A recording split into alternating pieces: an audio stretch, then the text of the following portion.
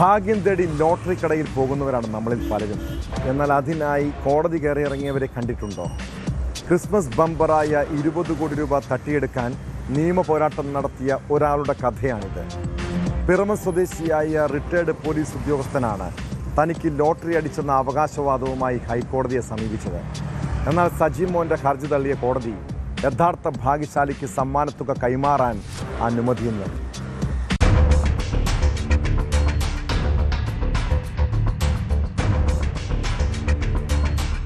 പിറവ സ്വദേശിയായ retired SI സജിമോനാണ് Christmas bumper അടിച്ചെന്ന് ചൂണ്ടിക്കാട്ടി ഹൈക്കോടതിയിൽ ഹർജി നൽകിയത്.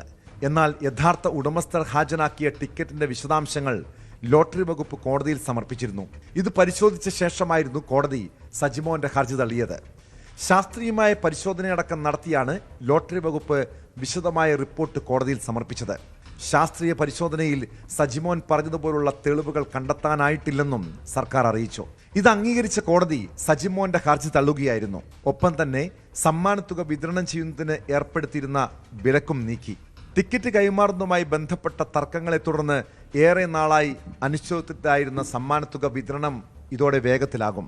XC138455 എന്ന നമ്പറിനായിരുന്നു ഒന്നാം സമ്മാനം ലഭിച്ചത്.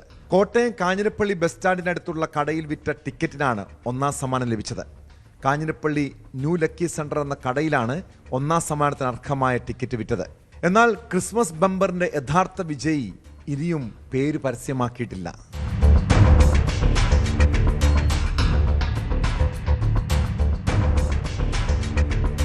ന്യൂസ് 18 കൊച്ചി.